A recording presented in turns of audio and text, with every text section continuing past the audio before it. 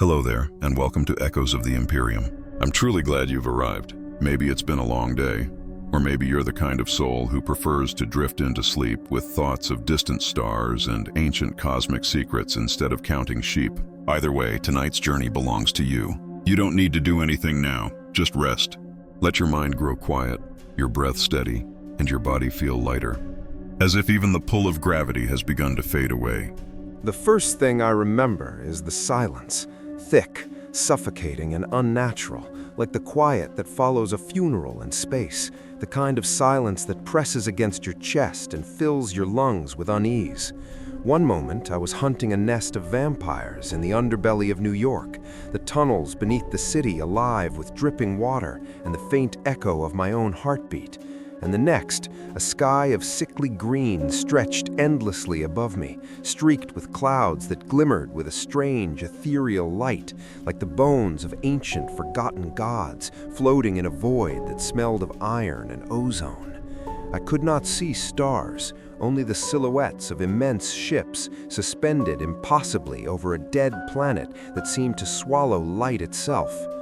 My body throbbed with the lingering aftertaste of adrenaline and blood, but here it was inadequate, a mere shadow of what I would need to survive. Rusted fortresses loomed over the horizon, towers etched with aquillas and crowned with statues that were grotesque caricatures of saints, their faces frozen in eternal screams, their eyes hollow yet judging. The air tasted of metal, soot, and something sharper than blood, like the tang of promethium burnt across 1,000 engines and then mixed with the scent of decay so old it felt permanent. The ground beneath me was fractured and unnatural, as though the planet had grown in convulsions, cracking into impossible angles and deep fissures that moaned under their own weight. I moved cautiously through streets filled with debris, each step echoing in a city that had been abandoned, or perhaps destroyed, centuries before, yet still breathed with the ghostly resonance of life, or at least something that mimicked it. The whispers of wind, or was it something else, snaked through the ruins, carrying with it the faintest, maddening traces of thought, the kind of sound that made your mind doubt your own memories, as though the city itself were alive and conscious, shaping its decay into a weapon against any living creature foolish enough to wander its streets. Somewhere in the distance, a cry tore through the fog, mechanical, human, and yet not wholly either. It was a scream of ritual, of death, of obeisance to a god that did not exist outside this planet, a sound that gnawed at the edges of my sanity and forced me to swallow hard, tasting bile and iron at once. And then, as I moved, I realized that the monsters here did not hide, they did not stalk. They were embedded into the very structure of existence, a latticework of horror woven into every building, every wall, every shattered fragment of machinery and bone. I could feel it in the air, the faint hum of corrupted energy, the subtle vibration of psychic resonance, the echo of souls devoured and twisted beyond recognition.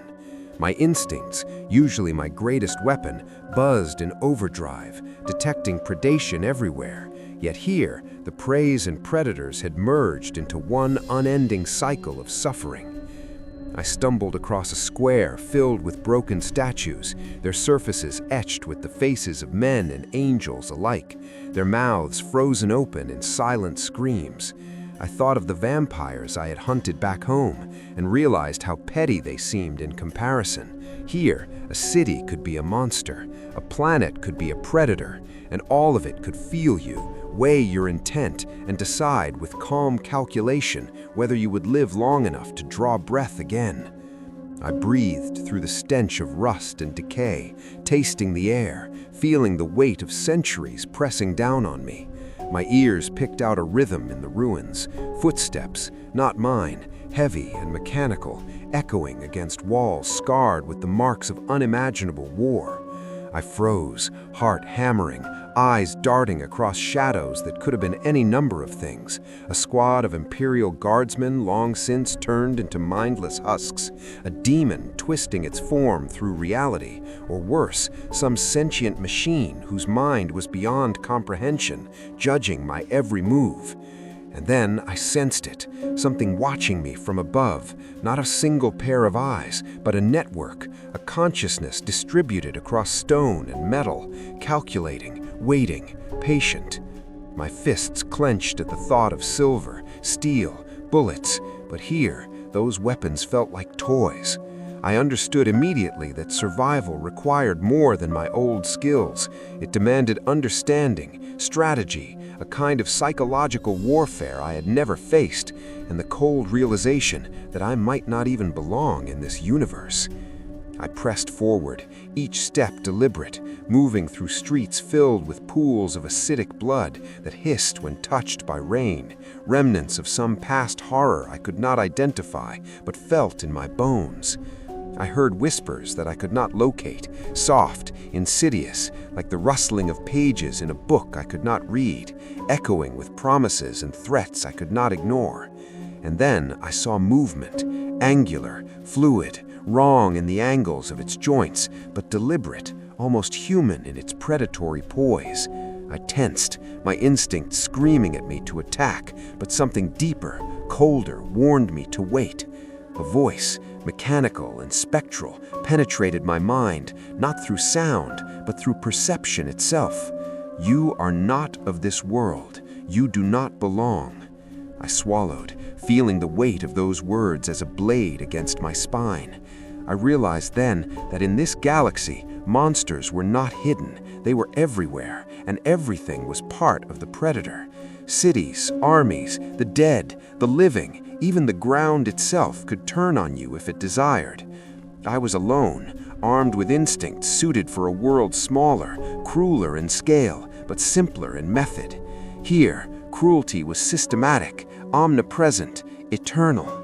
The sky above shifted subtly, gleam clouds parting to reveal glimpses of immense spires and flying vessels that defied understanding, their surfaces etched with symbols of power and death that made the very air vibrate with menace. Somewhere beneath me, I felt the faint tremor of engines so massive that they could reshape the planet itself, each pulse resonating like the heartbeat of a god indifferent to life. I clenched my teeth, forcing myself to focus, forcing the familiar calm of the hunter to override the rising tide of horror.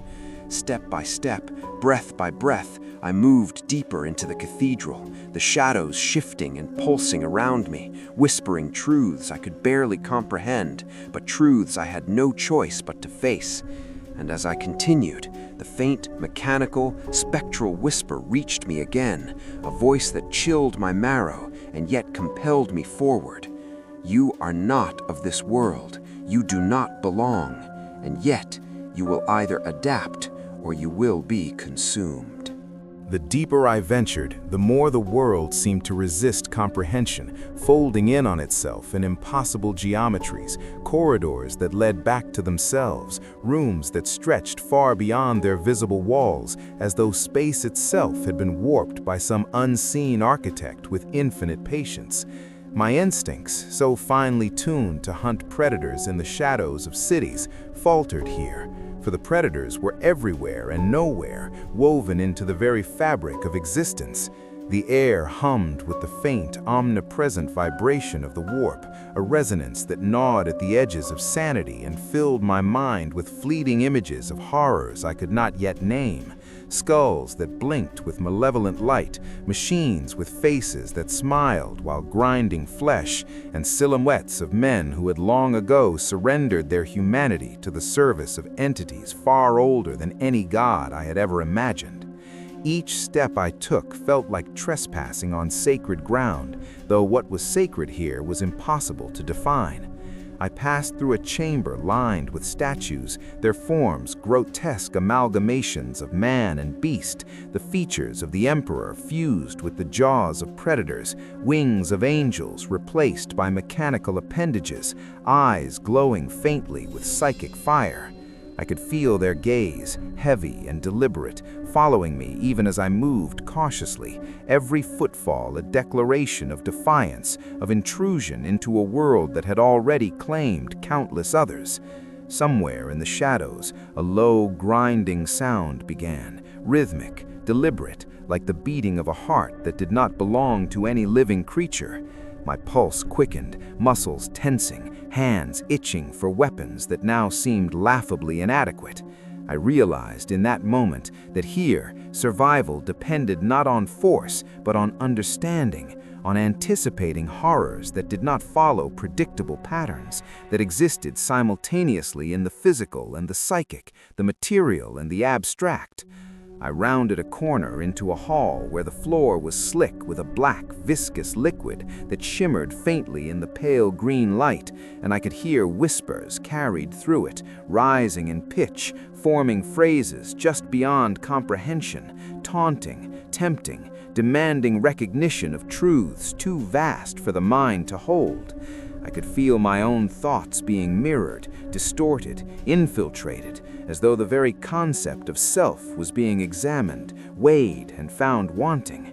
I stopped, pressing my back against the wall, and tried to ground myself, to remember who I was, what I had survived, what I was capable of. Blade, hunter, predator, survivor. And yet, even as I repeated the mantra in my head, a shadow moved differently, slower, deliberate, unnervingly intelligent, and I realized that this was no mere animal or corrupted human. This was something older, something that understood me in ways I could not understand it, that measured my fear, my hesitation, and cataloged them with cold precision. I clenched my fists, feeling the familiar ache of restrained violence, and reminded myself that even in this alien, horrifying landscape, instincts were still a weapon, and willpower still mattered. Step by step, I advanced, moving through halls that seemed to breathe around me, walls that shifted imperceptibly, creating angles that should have been impossible, rooms that seemed both infinite and suffocating, until I reached a chamber unlike any I had seen, the center of some ancient cathedral, the floor etched with interlocking patterns that radiated psychic energy, symbols that pulsed faintly as if alive. At the center, a figure knelt, shrouded in robes that shimmered faintly with warp energy, head bowed, hands resting on a skull-shaped lectern. I could not see its face, yet I felt its awareness, a presence so intense that my skin prickled and the familiar rush of blood in my veins seemed to slow. The room vibrated with unspoken power, and I understood instinctively that this was no mere being. It was a nexus, a focus of something far larger, far more terrifying than I could confront head-on. And yet, curiosity, that same relentless force that had driven me to hunt creatures of darkness in countless cities, propelled me forward.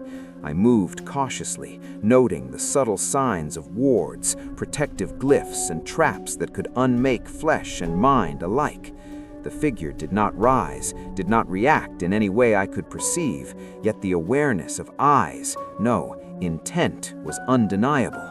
I took another step, and the ground beneath my feet seemed to shiver, as if aware of my intrusion. A voice, neither loud nor fully formed, resonated in my mind. "You are here, and yet you do not belong. Why?" The question was not accusatory. It was deliberate, probing, seeking an answer that would reveal my weaknesses. I swallowed, feeling the familiar mixture of fear and resolve, and replied inwardly, though I knew it could perceive my very thoughts.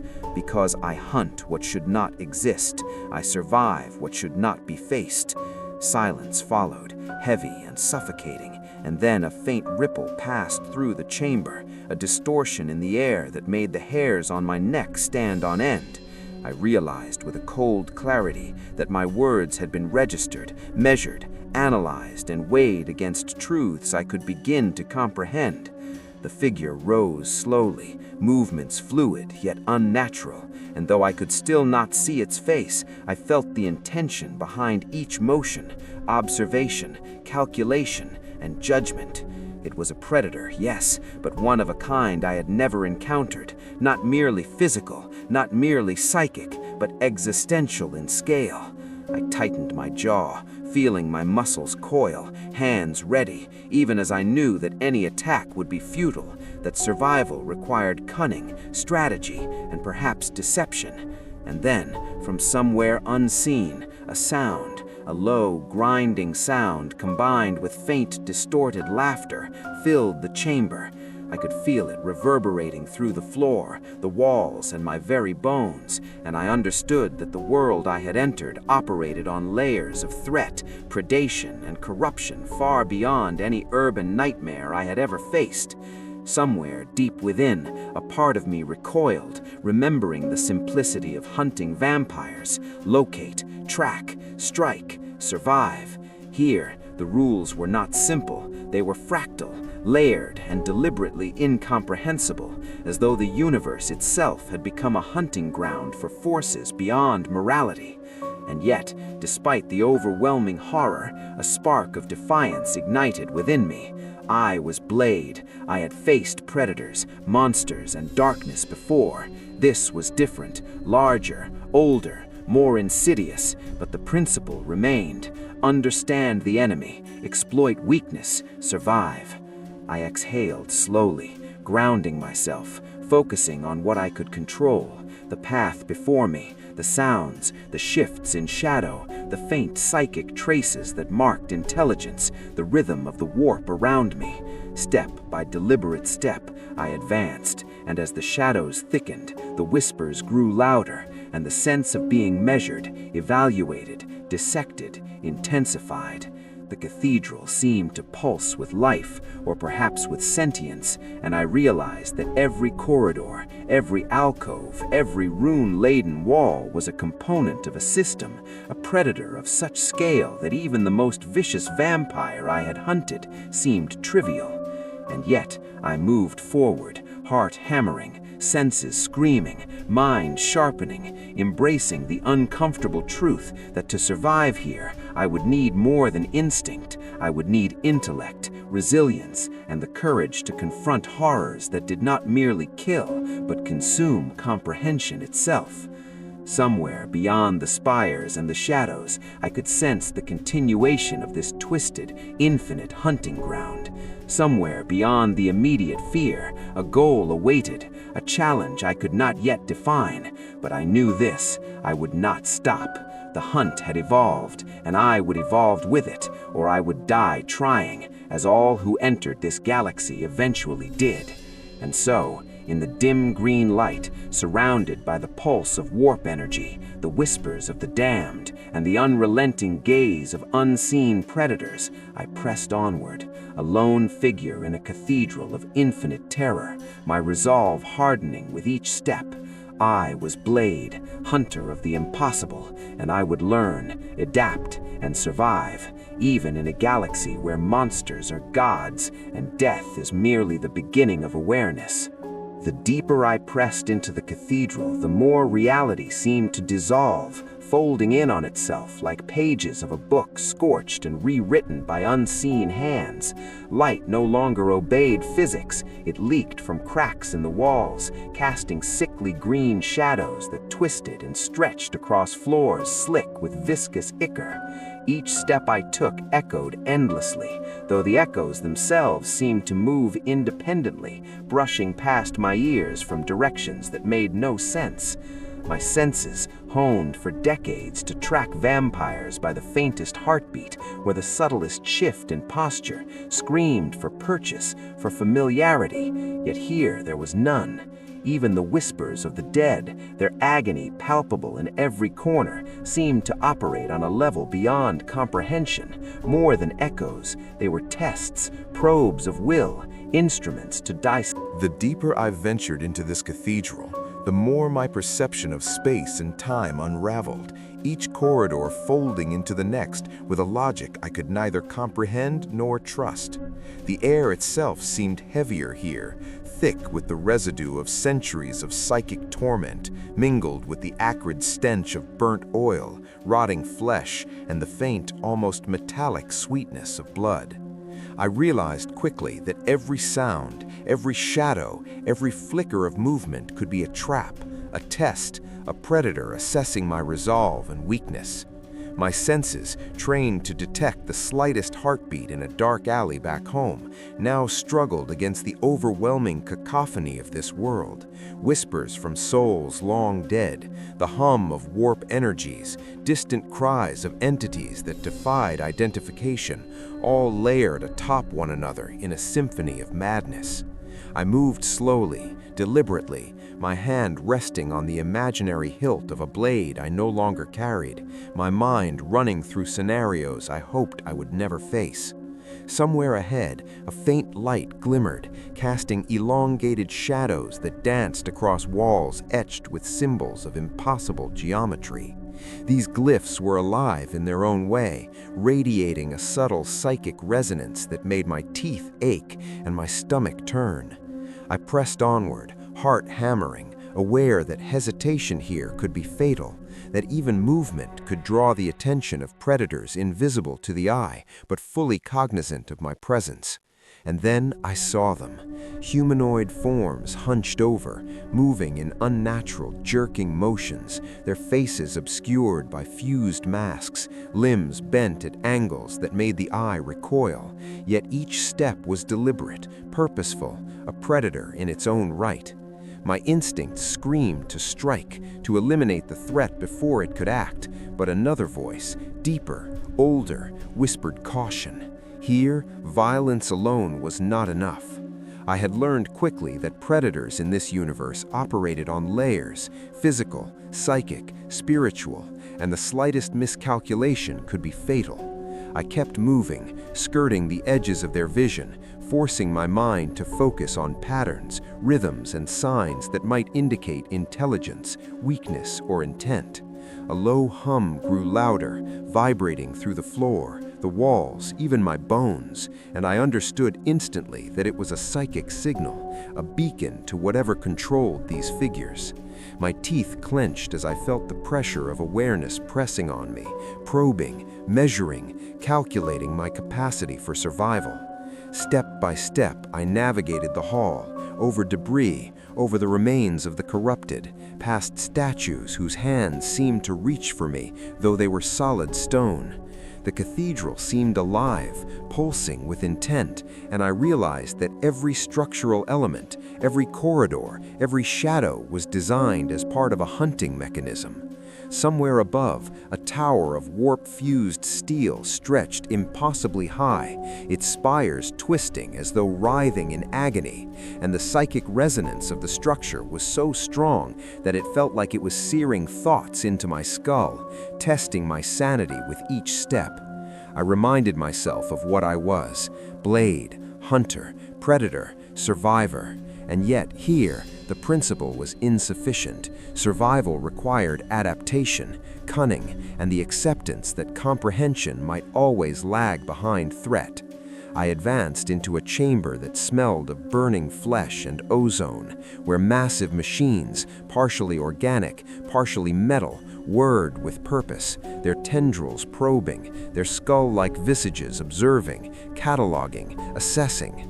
Some were motionless, some moved with jerky precision, but all radiated awareness, a consciousness designed not merely to destroy, but to manipulate, to study, to break the will of any intruder. I pressed forward, heart racing, every sense straining, until I reached a dais where a figure knelt, head bowed, hands resting upon a lectern fashioned from fused bone and metal. Its robe shimmered faintly with warp energy, and though I could not see its face, I felt its awareness like a tangible force pressing against my mind, weighing my thoughts, cataloging my fear. I exhaled slowly, centering myself, realizing that confrontation here would not be through strength alone. Intellect, strategy, and a measured understanding of the predator's psychology would be as vital as any weapon. I inched closer, listening to the low, grinding hum of machinery, the distant cries of tortured psychers, the faint whispers of the dead, and I understood with an icy certainty that this cathedral existed not to shelter the faithful, but to test, to punish, to consume. Step by careful step, I approached the figure, feeling the psychic resonance intensify, twisting my perception of time, making seconds feel like hours. A voice, not spoken but imprinted directly upon my consciousness, murmured, "You are not of this world. You do not belong, and yet you persist. Why?" I forced a reply, speaking into my own mind, into the void. Because I hunt what should not exist, because I survive where others fall, because I endure. The chamber responded not with sound, but with a palpable shift, the very air vibrating with the weight of its consideration. I realized then that every predator here operated on multiple levels of awareness, and that survival would require me to think beyond instinct, beyond reaction, into the realm of anticipation, psychology, and adaptation. Around me, shadows twisted unnaturally, walls seemed to bend, and the floor beneath my feet vibrated in tune with some cosmic rhythm. Yet even in the face of incomprehensible horror, I felt a spark of resolve. Fear would not dictate my actions. I had faced death countless times. I had stared into the eyes of monsters that fed on blood and terror. And though this universe was different, older, grander, more insidious, the principle remained. Observe, analyze, adapt, and strike when opportunity presented itself. And then I saw it. A corridor beyond the dais, its walls lined with angular statues fused to the floors, each seeming to watch, to judge, to record my passage. Something in my chest tightened, a familiar sensation I had long associated with predators closing in. My eyes scanned every shadow, every shape, every subtle twitch, knowing that even a single misstep could allow these entities to strike with devastating precision. I moved forward, feeling the psychic pull intensify, the whispers growing louder, forming fragmented words I could barely parse, phrases designed to erode will and sanity. And yet, step by deliberate step, I advanced, each movement a reaffirmation of resolve, of purpose, of survival. Blade did not yield, blade did not falter, and blade would not be broken. Somewhere deep in the shadowed recesses of the cathedral, a low grinding sound rose to a crescendo, accompanied by the faint smell of burnt ozone and the unmistakable scent of decay. I forced myself to remain calm, to breathe, to focus on patterns rather than panic, and I realized with chilling clarity that this cathedral existed not to shelter the faithful, but to test, to punish, to consume. My instinct screamed for a fight, my mind raced for tactics, yet I understood that the challenge here was not merely to survive a single encounter, but to navigate an entire system of predation and psychological torment designed to crush even the strongest will. I clenched my teeth, grounding myself, feeling the rhythm of my pulse, and pressed onward, a lone figure threading through a cathedral of infinite horror, determined to endure, to understand, and to survive in a universe where monsters were gods and death was but a pause in awareness. By the time I reached the heart of the cathedral, every instinct, every memory, every shred of training I had relied on in my life as a hunter screamed that I had crossed into territory that no longer was human, no longer bound by rules I could understand. The air here was thicker, almost liquid with the weight of warp energy, and every breath tasted of iron, ozone, and a faint, lingering sweetness that reminded me of blood, but blood older than the galaxy itself. The architecture around me was no longer merely impossible, it was alive, bending subtly as if it could sense my intent, reshaping itself to guide or trap, to test or punish. Spires stretched in directions that made the eye ache, halls folded upon themselves, and shadows moved independently, curling, stretching, and breathing in ways that defied logic. Somewhere above, a low hum pulsed rhythmically, vibrating through my bones and teeth, a resonance that seemed to whisper not in sound, but in thought, pressing on my consciousness with questions I could not fully answer. Why are you here? What do you hope to achieve? How long before you break? I clenched my jaw, forcing clarity through the haze of fear and disorientation. I had hunted monsters before, but this cathedral, this world, operated on a scale beyond instinct, beyond reflex. It was a predator of mind and spirit, of comprehension itself. I moved forward, step by careful step, navigating floors slick with black.